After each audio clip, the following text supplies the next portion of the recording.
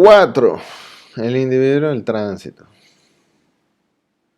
La conducción de un vehículo implica grandes exigencias. ¿Por qué ocurren los accidentes? Es sabido que la capacidad del ser humano no tiene límites. Sin embargo, suele olvidarse cuando una persona se sienta al volante. Por ello es importante que usted, que se inicia como conductor, esté consciente de cómo actúan las personas. Los conocimientos que aquí se entregan pueden ser decisivos para su vida y la de los demás. Anótenlo. ¿Sabe usted, por ejemplo, que estadísticas internacionales señalan que los conductores principiantes sufren accidentes de tránsito en los que no se ven involucrados otros vehículos, con frecuencia 10 veces mayor que los conductores con más experiencia? Las estadísticas también indican que la mayoría de las personas que se ve involucradas en su vida en un accidente de tránsito, donde resultan lesiones personales.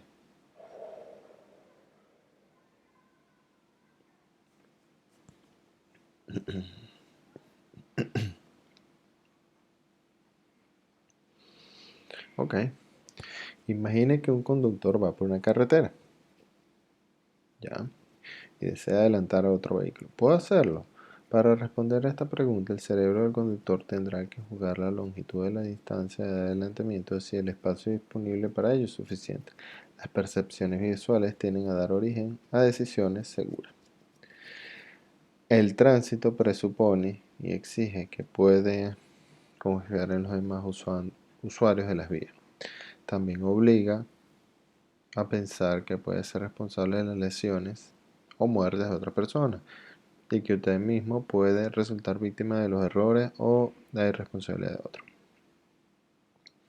Para ayudar a la persona conductor a desenvolverse en el tránsito existen reglas. Conducir un vehículo puede compararse a algo así como estar permanentemente solucionando problemas. En efecto, usted es quien descubre y calcula lo que ha de hacer, y usted mismo lleva sus planes a la práctica. Además, dichos planes deben concordar con los de los demás usuarios de las vías. Sin embargo, las reglas no pueden ofrecer siempre claridad para saber cómo resuelven determinadas situaciones. Lo decisivo en muchos casos es el sentido común, el buen juicio y la responsabilidad de usted y la de los demás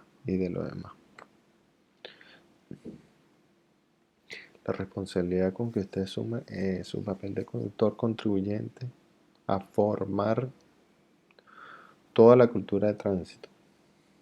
Si hay muchas personas irresponsables, habrá sin duda un tránsito más violento y agresivo, y por lo tanto mucho más peligroso.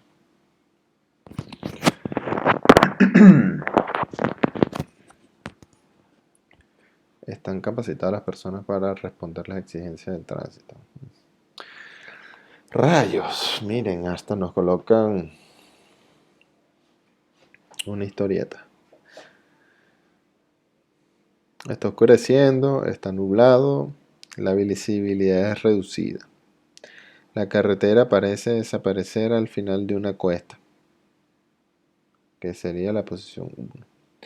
La velocidad es 90 y el conductor ve cómo la carretera continúa más allá. Él espera que haya una curva hacia la izquierda. Decide cambiar de sintonía la radio. De pronto se lleva la sorpresa. La carretera tiene una curva hacia la derecha. Viéndose obligado a maniobrar bruscamente al mismo tiempo que afloja la presión sobre el acelerador. Por suerte, el pavimento está seco y tiene buena fricción.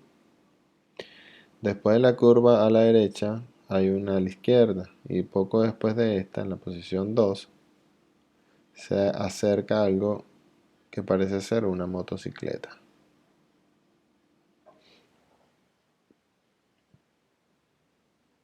Pero resulta ser un automóvil cuyo foco izquierdo va apagado. Rayos. Pronto nuestro automovilista se ve obligado a reducir la velocidad ya que va a pasar un ciclista Ok. Y la carretera es demasiado estrecha para dar cabida a 3 vehículos. El riesgo es muy alto. Luego de unos cientos de metros en la posición 3, nuestro conductor se cruza con un vehículo cuyas luces bajas son muy potentes. Quizás estén mal ajustadas y sorpresivamente descubre a un peatón que transita a escasos metros delante de su vehículo. Aquí está el peatoncito. No lleva reflectante, pero camina en el borde de la calzada, por lo que puede evitarse un accidente. El conductor comienza a sentir una sensación de disgusto. Piensa en lo ocurrido en los últimos kilómetros y a la vez a 90 km por hora ingresa a una zona con bosques a ambos lados de la carretera. Ya en la posición 4 y con atención dispersa descubre dos animales que están cruzando de izquierda a derecha. A unos 100 metros delante de su automóvil, el conductor frena algo y continúa a una velocidad más baja, ya que luego virará a la derecha. Rápidamente llega al cruce y al virar a la derecha en la posición 5 sobrepasa la línea central que marca el eje de la calzada. Sin embargo, no ocurre un accidente porque no habían vehículos en sentido contrario. Rayos. A lo largo de estos kilómetros se han manifestado aspectos importantes del tránsito y del comportamiento del conductor. A continuación se examinarán las situaciones que surgieron, conjeturando acerca de lo que pudo suceder. En la posición 1, el conductor interpretó mal el terreno. Esperaba una curva a la izquierda, pero la curva era hacia la derecha. Luego, de igual modo, interpretó mal al auto que llevaba un foco roto creyendo que era una motocicleta. Estas interpretaciones erróneas del entorno, que son bastante corrientes, pueden ser muy peligrosas. Surgen cuando los indicios en cuanto a distancia y forma son suficientes o poco claros. Otros ejemplos de interpretaciones erróneas son cuando al conducir por un terreno montañoso o sinuoso se tiene la sensación de ir cuesta abajo, en circunstancias que lo hace cuesta arriba, o cuando los focos sucios o con luz poco potente de un vehículo hacen que éste parezca encontrarse a mayor distancia de la real. Una especie de imagen estereoscópica aparece una vez que el cerebro ha hecho su interpretación, pero esta capacidad de percibir distancia funciona solo cuando se trata de distancias cortas. A distancias superiores de los 50 metros, los indicios y pistas del entorno adquieren más y más importancia a la hora de juzgar distancias.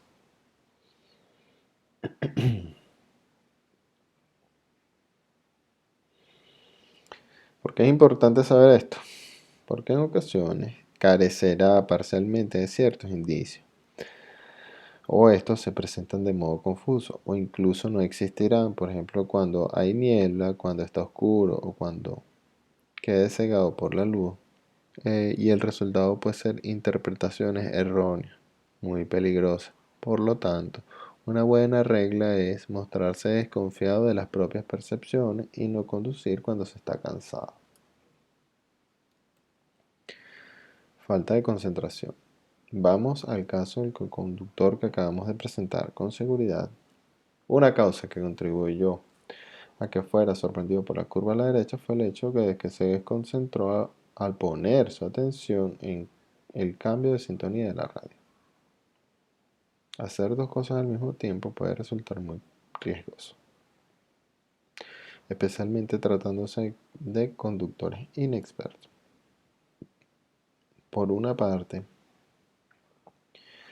porque un conductor sin experiencia pierde con mayor facilidad el control de su vehículo, y por otra, porque estos tienen mayor dificultad para enfrentar bien una situación difícil.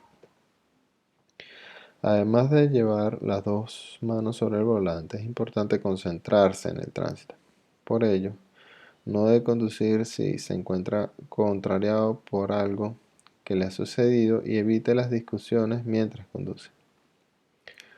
Los problemas emocionales que desvían los pensamientos, el ocuparse de una radio, de un teléfono, el fumar o correr mientras conduce influyen negativamente en la seguridad del tránsito.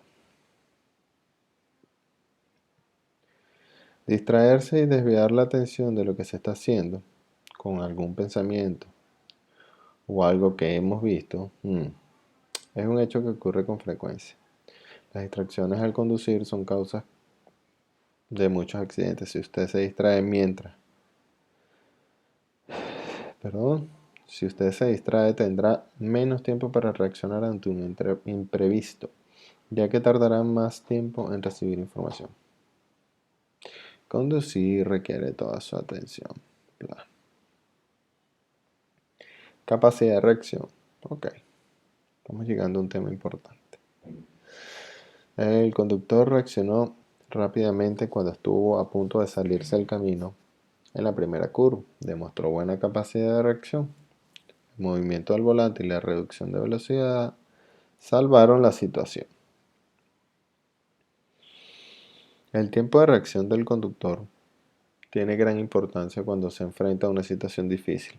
Sin embargo, se puede tener presente que en comparación entre quien tiene un menor tiempo de reacción y quien conduce a baja velocidad, por ejemplo, cuando se trata de ver quién se detiene primero, el que conduce a menor velocidad lleva todas las de ganar. Con frecuencia se piensa que los conductores jóvenes reaccionan en cualquier situación con mayor rapidez que quienes tienen más edad. Esto es falso. El tiempo de reacción que en un conductor joven suele ser menor se refiere solo a la reacción simple, es decir, a la reacción ante una señal que se sabe que se va a presentar.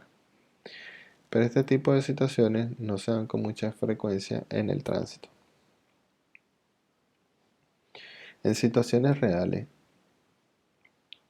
que requieren reacciones complejas en las que deben interpretarse rápidamente muchas impresiones, los conductores expertos tienen una reacción mucho más rápida. El grupo de edad más rápido corresponde entre los que tienen 35 y 50 años. Posteriormente, a medida que la edad va aumentando, el tiempo de reacción va siendo mayor. Capacidad visual.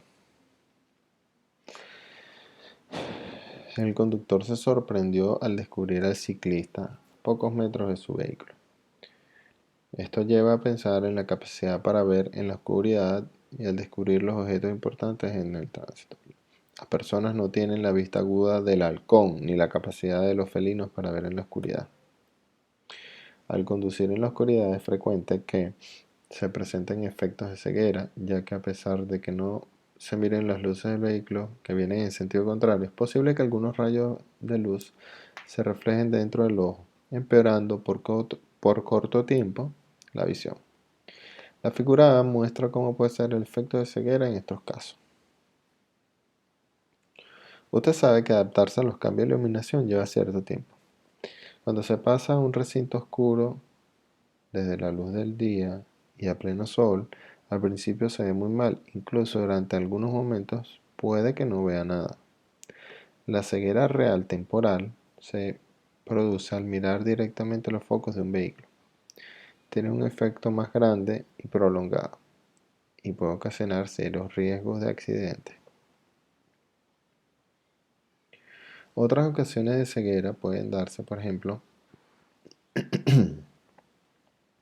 cuando tras conducir en un túnel se sale a la luz del sol o cuando al atardecer el sol da directamente en los ojos. El conductor descubrió al peatón a unos pocos metros de distancia. Quizás ello se debió a que las luces del vehículo que venían en sentido contrario estaban mal ajustadas. Pero la verdad es que la distancia de visibilidad de un cruce de vehículos que va con luces bajas no supera los 15 o 20 metros.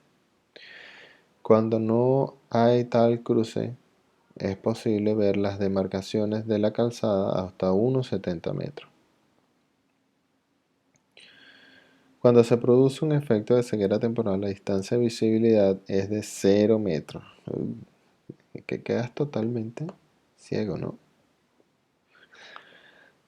De lo anterior se desprende que descubrir personas o animales en la vía puede resultar muy difícil en ciertas circunstancias. Por lo tanto, usted debe contar siempre con la posibilidad de encontrarles y estar bien preparado para ello. Conviene saber que un abrigo oscuro refleja solo el 5% de la luz, la ropa blanca un 80% y los materiales reflectantes entre un 90 y 98. Y esto conviene saber es por si vas a ir a caminar en la carretera. No utilizar ropas oscuras, utilizar ropa clara. Y si utilizas reflectante, bueno, mucho mejor. Percepción selectiva. Hasta ahora se han visto las limitaciones del ojo para ver en la oscuridad. Dado que el conductor tardó en descubrir el peatón que caminaba adelante, pero también hay otras causas que limitan la visión. En efecto, no siempre se ve oportunamente lo que es más importante. Las personas funcionan de tal manera que descubren lo que están dispuestas a ver. Esto es lo que esperan encontrar. Dicho de otro modo, lo que se espera ver no se descubrirá o tardará mucho más tiempo en hacerlo. Con seguridad, el conductor no tenía ni el más mínimo presentimiento de que pudiera aparecer animales en la carretera, razón por la que tampoco estaba preparado para ello. También influyó el hecho de que tuviera prisa, ya que cuando estamos apurados tratamos de prescindir de todo aquello que estorba la conducción. La necesidad de llegar pronto a la meta tiene como efecto que todo lo que no viene al caso no tenga cabida en la conciencia. En este caso, domina una especie de mecanismo de represión. El estar consciente y la consideración de la aparición de riesgo debían llevar a una reducción de la velocidad, pero ello quizás supone una contrariedad para un grupo conductor que tiene prisa.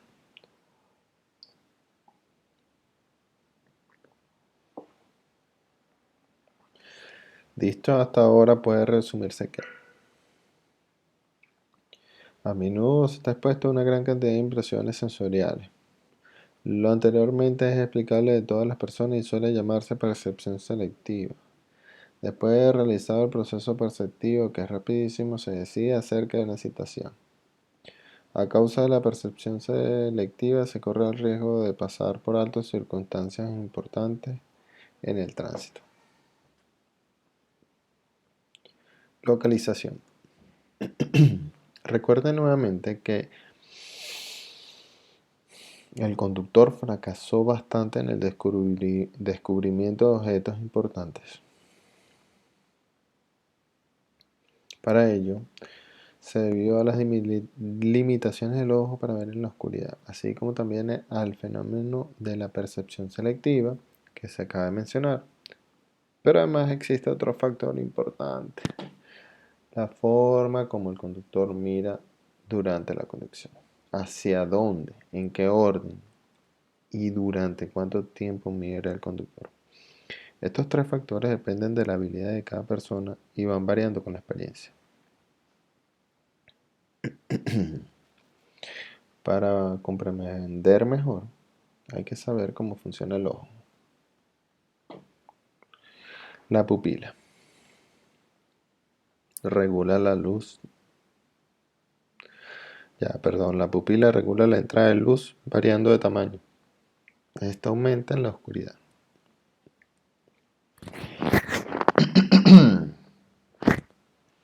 El cristalino provoca la refracción del rayo de luz para que vaya a parar en la retina. Ok, pupila, retina. La capacidad de refracción del cristalino puede modificarse con los músculos y fibras que se contraen y relajan. La retina cubre gran parte del extremo posterior del ojo y contiene las células que transforman los rayos de luz en señales eléctricas que a través del nervio óptico son transmitidas al cerebro donde perciben la imagen. Rayos. Cierre el ojo izquierdo y mire fijamente el círculo con el derecho. Mantenga el libro a unos 30 centímetros de distancia, verá la cruz en su versión periférica. Acerque despacio el libro a su rostro. A cierta distancia aparecerá una cruz. La razón es que ha ido a parar a la mancha o mácula ciega. Ya. Cerramos el ojo izquierdo, miramos fijamente el círculo.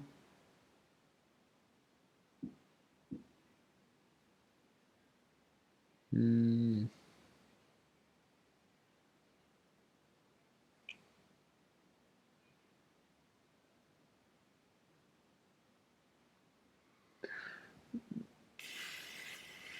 bueno, la verdad no me funcionó como lo esperaba. En las partes externas de la visión periférica, la agudeza nitidez visual es menos del 0,1%, incluso en personas con visión normal. Si se quiere ilustrar esto con la ayuda del libro anterior, el círculo corresponde a la zona en que se tiene la mejor agudeza visual. Con esto presente será más difícil comprender la importancia que adquiere en el tránsito el localizar correctamente la mirada. Pero lo principal es el efecto de compenetración entre la visión directa y la visión periférica. Se descubren las cosas con la visión periférica y se reconocen con la visión directa. Por ejemplo, si se descubre algo en el ángulo del ojo derecho, mueve la cabeza y los ojos y lo reconoce.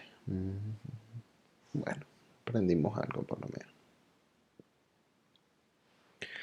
Aunque no se vea con gran nitidez, con la visión periférica es fundamental que se vea algo. Normalmente se tiene un campo visual de algo más de 180 grados. Una significativa reducción de este puede ocasionar serias dificultades en la capacidad de orientación. Los conductores con experiencia aprovechan su visión periférica más que quienes son inexpertos y a la vez tienen una técnica de localización más sistemática. En cambio, los conductores inexpertos casi siempre ven lo que se encuentran cerca del vehículo y concentran su mirada en objetos fijos.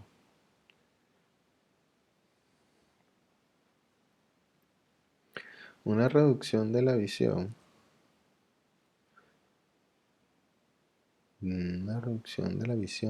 del tipo que sea puede influir significativamente en la capacidad de quien conduce. Un campo visual satisfactorio y una visión tal que permita percibir nítidamente objetos a diferentes distancias durante el día y la noche. Son imprescindibles para poder resolver las situaciones más complicadas del tránsito. Presta atención y tome medidas ante cualquier tipo de alteración de la vista que pudiera sufrir. Procesamiento limitado de información. Si vuelve por última vez al caso del conductor en el cruce, él traspasó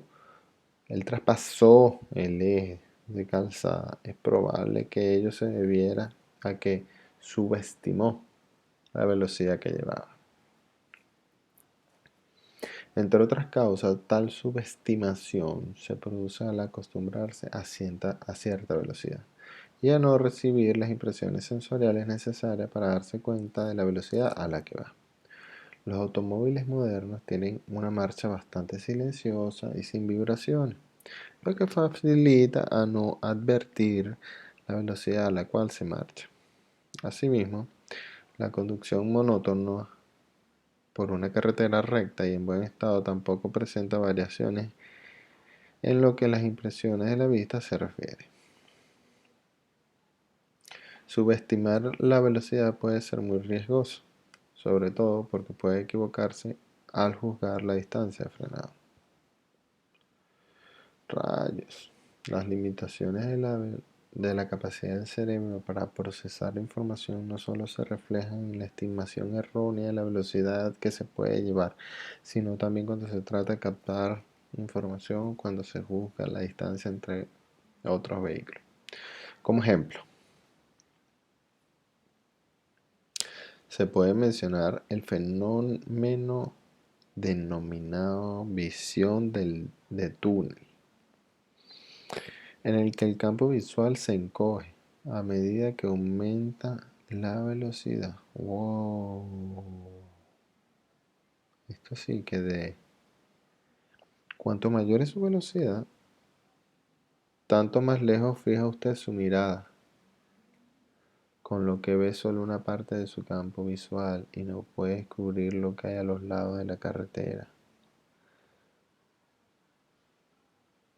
Visión de túnel a mayor velocidad. La visión de túnel se presenta también cuando el conductor se encuentra en estado de estrés.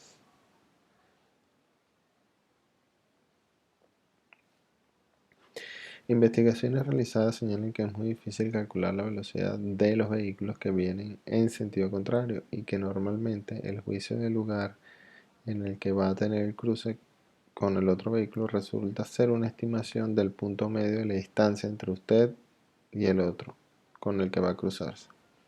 Es decir, el cerebro presupone que ambos circulan exactamente a la misma velocidad, lo que rara vez coincide con la realidad. Si usted conduce a 90 y va a cruzarse con un vehículo clase 100, el punto de cruce real se hallará más cerca de usted que el estimado.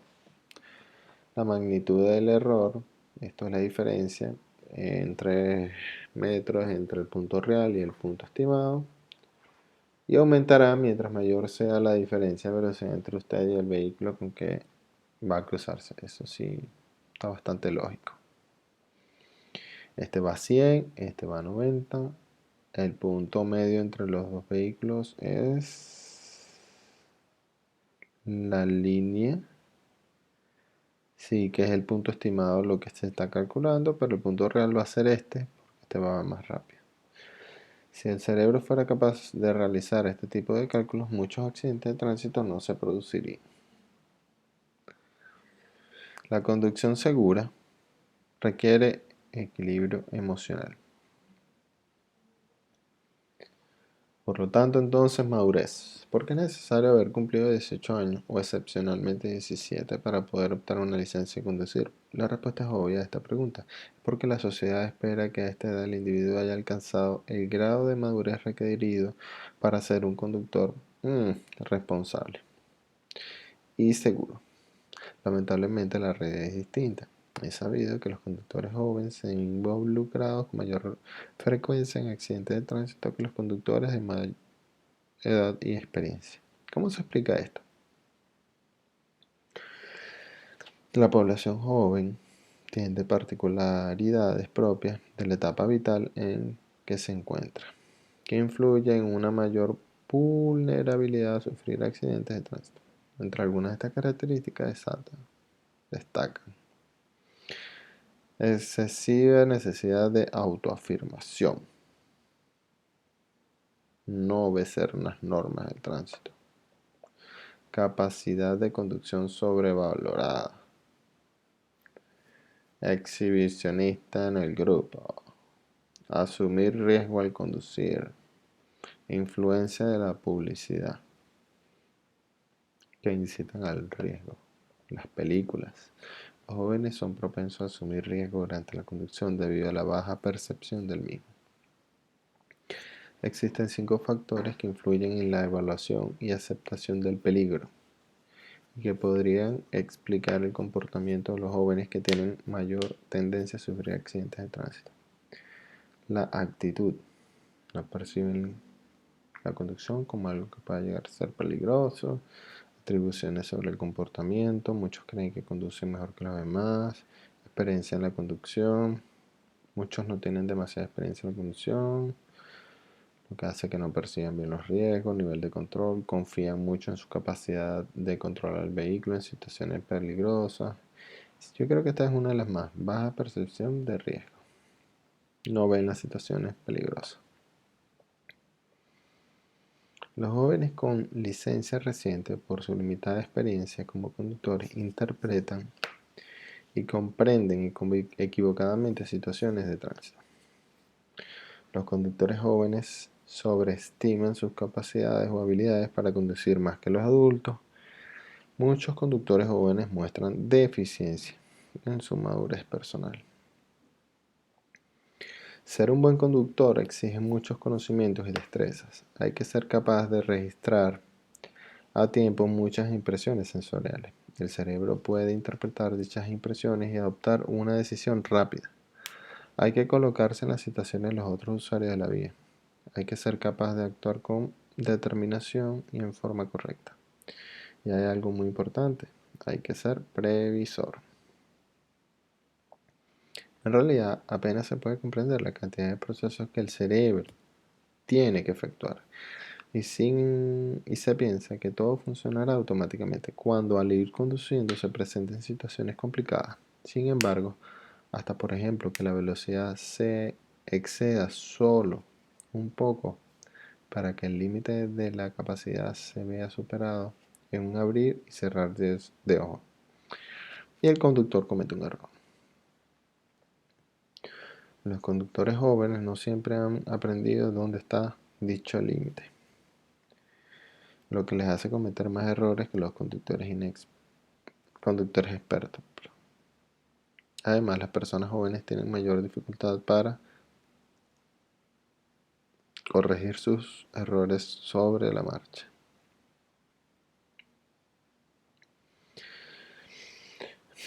Sin lugar a dudas, un deportista hábil ha tenido miles de horas de entrenamiento. Esto nos puede concluir que usted necesitará decenas de miles de kilómetros al volante para poder ser considerado un conductor con relativa experiencia. La adaptación a la realidad. El adaptarse a la realidad, esto es el poder distinguir qué conductas son adecuadas y en qué contexto. Adaptación a la realidad. Denota madurez en una persona. Muchos conductores muestran no tener la madurez personal suficiente. ¿Cómo se debe juzgar a aquel conductor que en la carretera, incluso en la ciudad, trata de imitar a un famoso corredor de automóviles, efectuando adelantamientos bruscos y exponiéndose a grandes riesgos? Lo único que está demostrando ese conductor son deficiencias en el desarrollo de su personalidad. Tal vez él piensa que los pilotos de automóviles de carrera son dignos de admiración y trata de imitarlo, de representar un papel para el cual no es competente. Y lo hace además un lugar absolutamente inadecuado, la vía pública, en lugar de una pista de carrera. Adaptación a la realidad se llama esa. La identidad. Poseer una identidad implica tener una idea clara acerca de quién es uno mismo. ¿Qué principios y valores tiene? ¿Qué es lo que quiere? ¿Qué es lo que sabe? ¿Y qué limitaciones tiene? Durante el periodo previo a alcanzar una identidad en el que se busca conocer los límites, se puede cometer errores que muchas veces pueden resultar fatales. En el caso de un conductor joven, esto puede significar lamentablemente, por ejemplo, probar cuál es la velocidad máxima del vehículo, tratar de pasar una curva cerrada a 80 km por hora o de abatir la marca de tiempo que lleva a conducir cierto trayecto. El conocimiento de sí mismo. Para que este conocimiento sea adecuado, debe ser un conocimiento real. Es decir, los jóvenes deben saber cuáles son sus habilidades y limitaciones y ser capaces de aceptar que tienen falencias, las que en un determinado momento podrían ser la causa de una conducta errada. Sin embargo, encuestas realizadas en otros países han permitido conocer cómo los jóvenes con licencia de conducir reciente juzgan su propia habilidad para conducir. Del análisis de las respuestas que se concluye que en general las mujeres se consideran a sí mismas como mediocres o debajo del término medio. Contrariamente a las respuestas de los varones, permiten aseverar que ellos se sobreestiman. Un denominador común de todos ellos es que se creen más hábiles que el promedio. No obstante, la gran cantidad de accidentes en que se ven involucrados no concuerda con la opinión que tienen acerca de sus propias habilidades para conducir. El autocontrol. El saber controlarse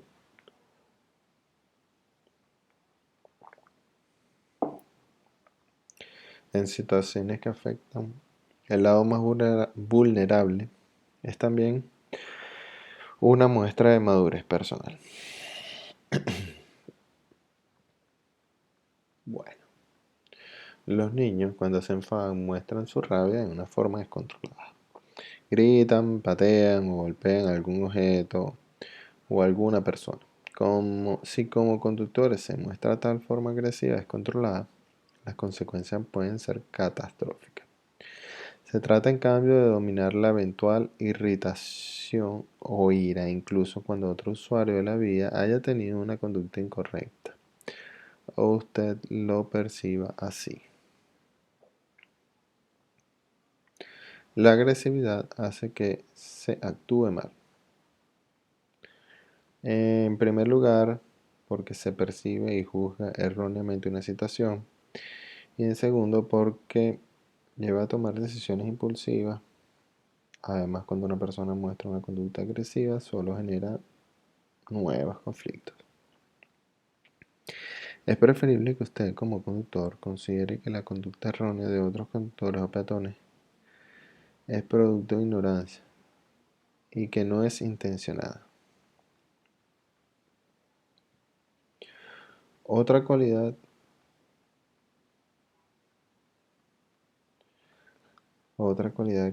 debe tener un conductor es la capacidad de mantener la atención y la concentración durante largo tiempo. El ir soñando despierto es un ejemplo de conducta negativa que hace que disminuya la atención. Responsabilidad. La madurez tiene una relación directa con una actitud responsable. Una persona madura no puede ser una persona irresponsable. Se vive en una sociedad en la que se tienen muchos derechos, pero también muchas obligaciones. Para que la sociedad funcione adecuadamente, las personas deben mostrar responsabilidad y respeto hacia los demás. ¿Cómo sería el tránsito si todos condujeran siguiendo sus propias reglas y sin tener consideración hacia los demás? La evolución de los accidentes de tránsito dependerá en gran medida de que usted, como conductor, muestre consideración hacia los demás, siguiendo las normas del tránsito y afrontando las consecuencias de sus acciones. El desarrollo de la moral. Durante la infancia, todas las personas muestran egocentrismo, pero poco a poco tales expresiones van disminuyendo y gradualmente se comprende que para una convivencia en armonía tienen que existir reglas. Con el tiempo se puede alcanzar un nivel todavía más alto, un nivel que está presentando por el servicio y comprensión hacia los demás, y por la generosidad y tolerancia.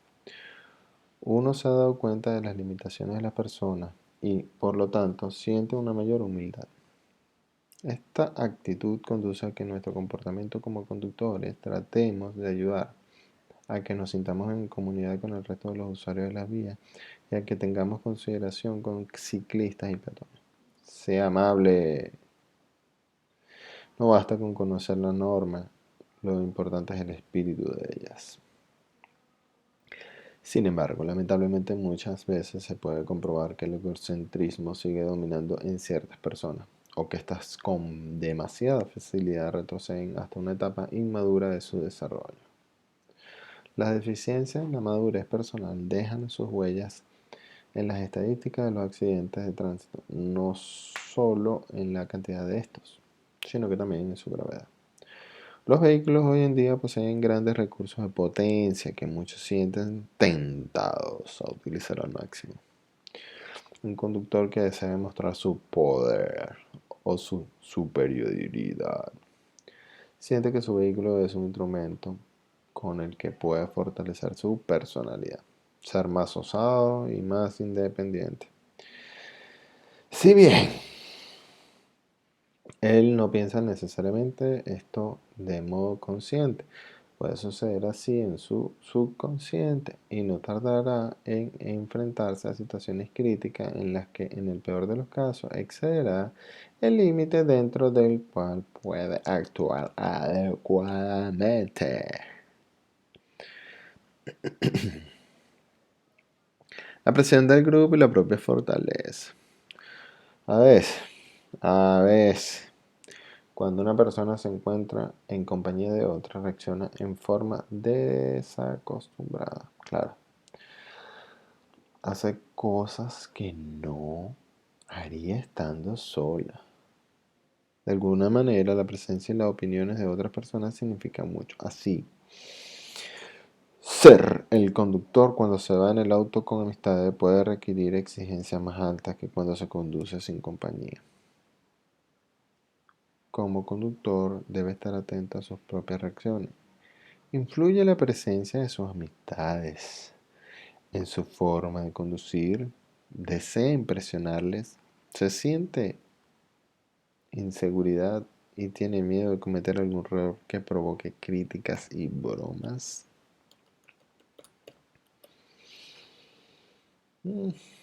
Ya.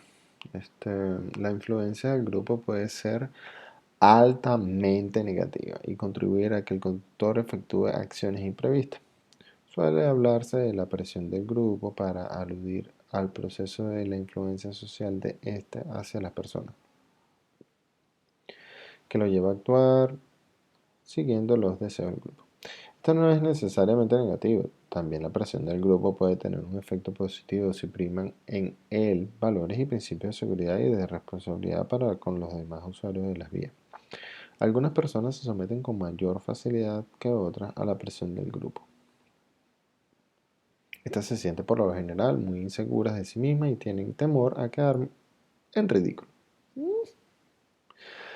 Por eso optan por seguir la pauta que marca el grupo. O sea, otras personas, en cambio, resisten mejor tal presión, poseen mayor autonomía y voluntad para defender sus opiniones.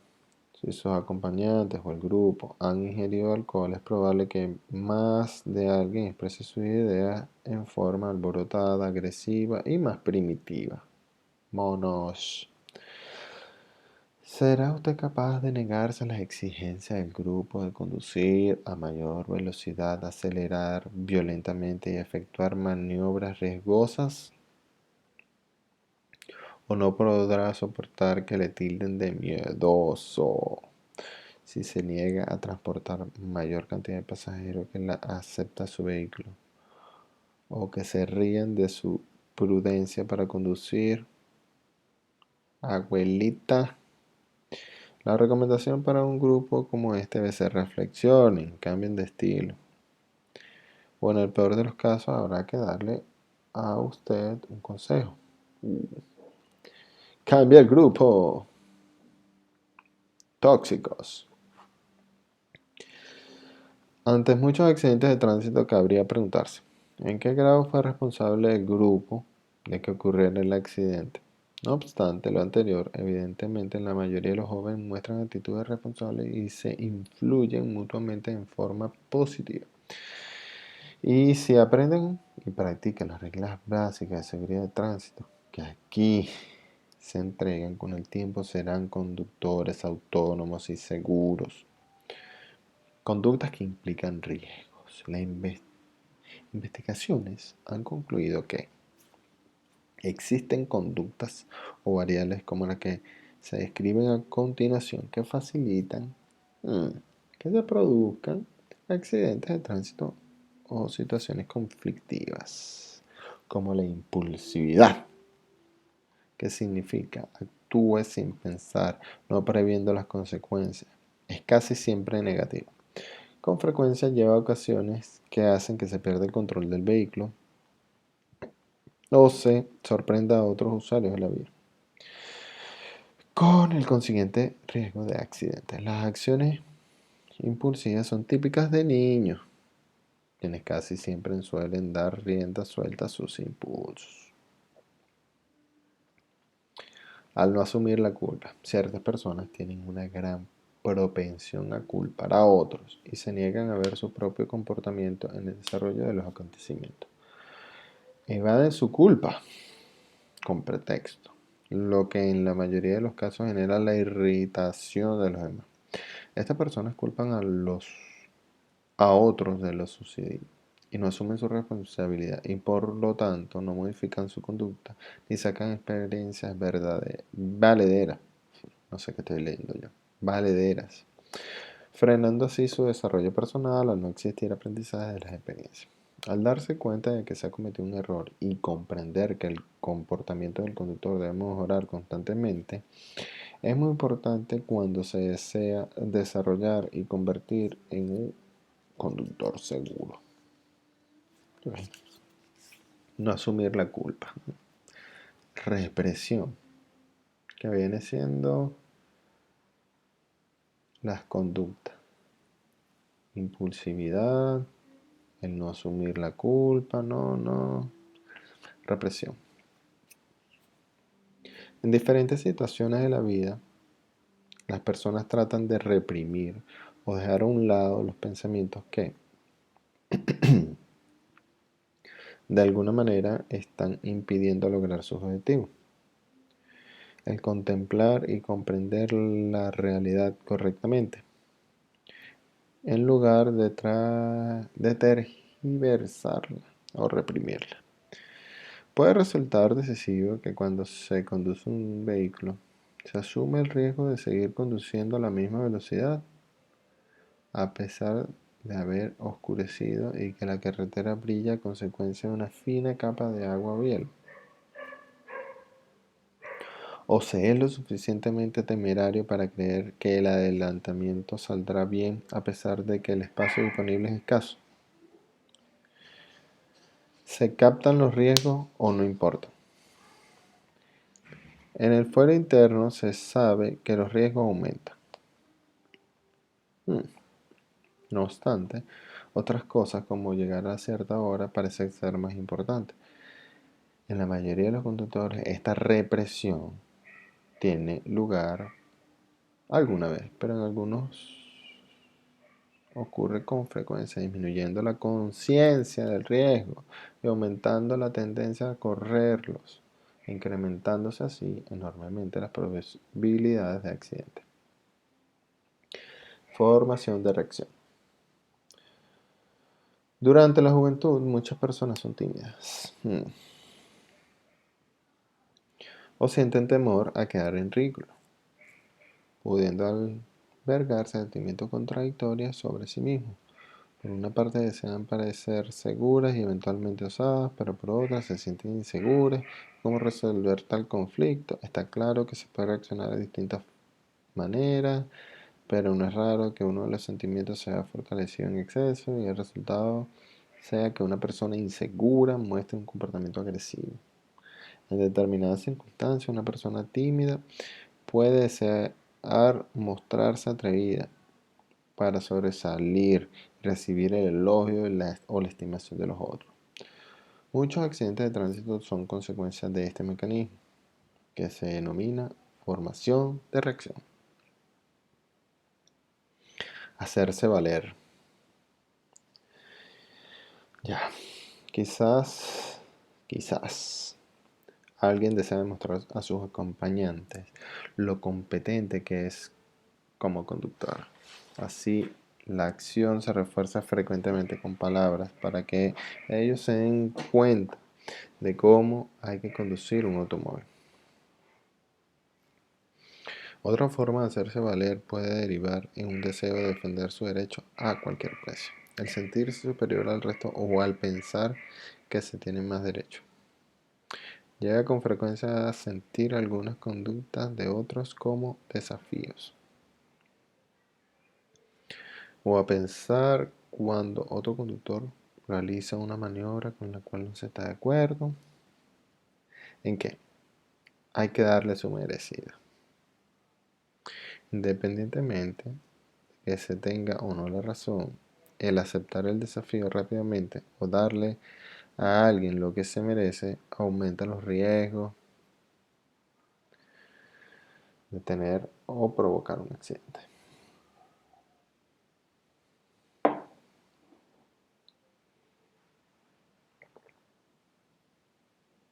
El alcohol. Lo que señala la ley sobre el tomar y manejar. En el 2012 fue promulgada la modificación de la ley de tránsito conocida como la Ley Tolerancia Cero, que redujo los niveles permitidos de alcohol en el organismo para definir lo que se entiende como por conducción bajo influencia de alcohol y en estado de ebriedad, aumentando también las sanciones asociadas a la conducción con alcohol. Bajo la influencia de alcohol,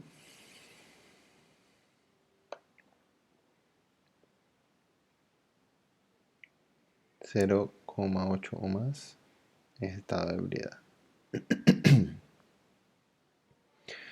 La conducción bajo la influencia de alcohol es sancionada con multa y la suspensión de la licencia de conductor. La conducción en estado de ebriedad o bajo la influencia de sustancias estupefacientes o psicotrópicas se sancionan con multas, cancelación de licencia y presidio. Las sanciones aumentan significativamente en caso de reincidencia o si el conductor, además de haber bebido, participa en un accidente en el que resulten daños o personas fallecidas o con lesiones.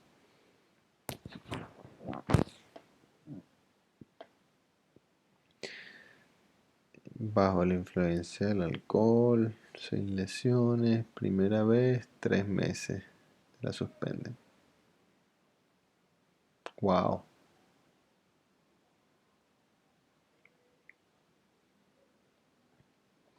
Una nueva modificación legal, luego, en el año 2014, llamada Ley Emilia, sanciona con cárcel efectiva de al menos un año a los conductores que en estado de ebriedad generen lesiones gravísimas o la muerte de terceros. Además, se consideran delitos calificados la reincidencia, la conducción con licencia cancelada o cuando se conduce estando inhabilitado de por vida para ello, o si el delito hubiese sido cometido por un conductor de vehículos para el transporte de pasajeros o carga en el ejercicio de sus funciones. Ay Dios. Además, si el conductor que participa en un accidente se negase injustificadamente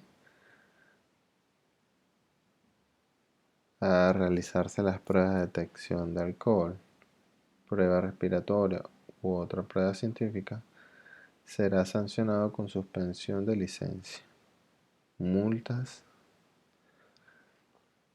y penas de cárcel que podrían llegar a ser efectivas dependiendo de las consecuencias del accidente. Cuando se ingiere alcohol, aumentan las infracciones a las normas de tránsito. Por dos motivos: porque las capacidades se ven deterioradas o disminuidas y porque se tiene un menor de sentido de la responsabilidad y de la prudencia.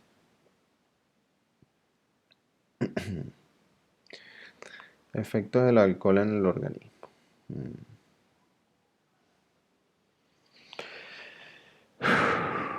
Ok. El cerebro es influido por el alcohol, mucho más que otros órganos del cuerpo. Lo que muchos no saben es que los primeros efectos del alcohol se manifiestan en el ámbito psicológico, como por ejemplo la atención, la percepción, el procesamiento de la información. Con pequeñas concentraciones de este, quizás con ya 0,1 gramos por mil de alcohol en la sangre, se afecta el comportamiento y la conducta. Ciertas inhibiciones disminuyen, la autoconfianza se fortalece y aumenta la tendencia a sobreestimar la propia capacidad.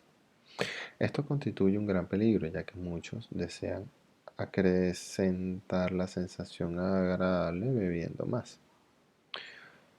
Las capacidades de reacción y de coordinación también se ven afectadas por pequeñas cantidades de alcohol.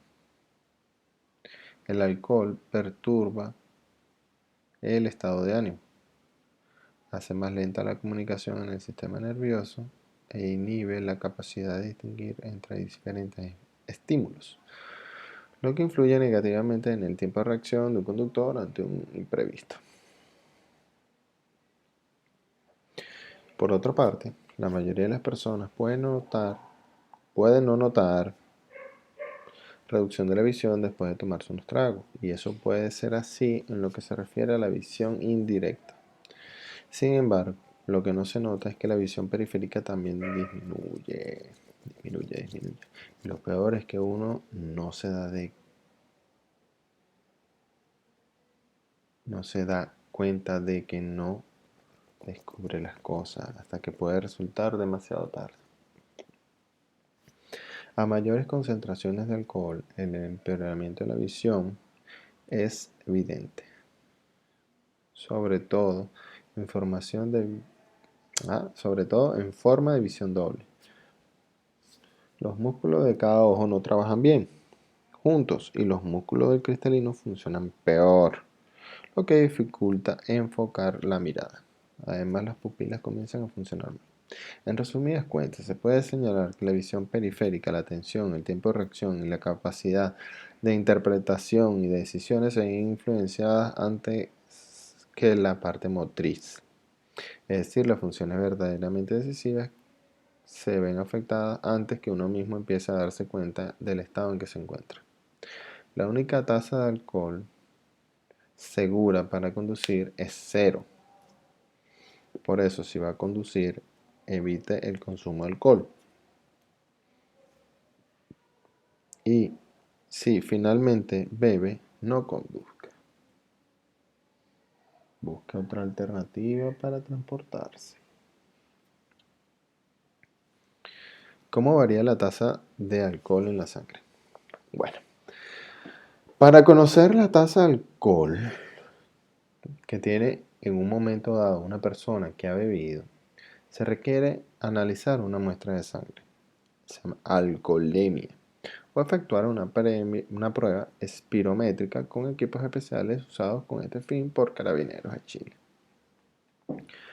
La cantidad de alcohol en la sangre varía de acuerdo a diversos factores. Los principales son la cantidad de alcohol que una persona consume, la masa corporal. A menor peso corporal se alcanza un mayor tasa de alcoholemia. Eso significa que si dos personas beben exactamente la misma cantidad, aquel que tenga menor peso va a tener una mayor tasa de alcohol en la sangre. El sexo. Existen diferencias fisiológicas entre hombres y mujeres que originan que si un hombre y una mujer tienen igual peso y beben igual cantidad de alcohol, es más probable que la mujer obtenga una tasa de alcoholemia más alta que el hombre. Mm, Eso no lo sabía.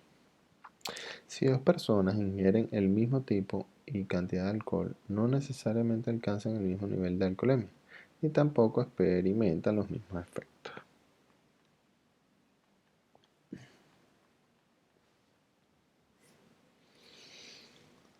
Ya.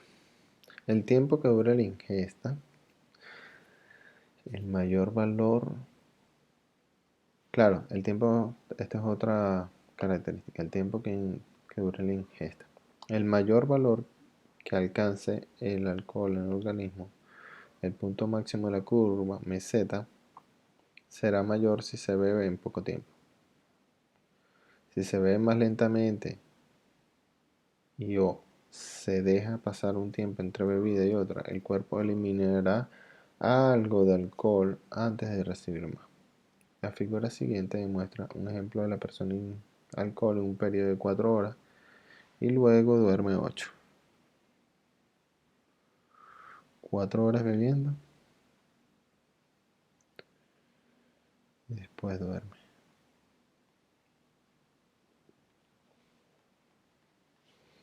El alcohol se detecta en la sangre 5 minutos después de haber sido ingerido. En el organismo, la tasa de alcoholemia aumenta muy rápido hasta llegar a su nivel máximo, en el que se alcanza en promedio a la hora después de haber tomado. El cuerpo se libera del alcohol mediante la metabolización de este. Se calcula que una persona promedio y sana de 70 kilos, la presencia de alcohol disminuye a razón entre 0,10 y 0,15 gramos de alcohol por litro de sangre por hora.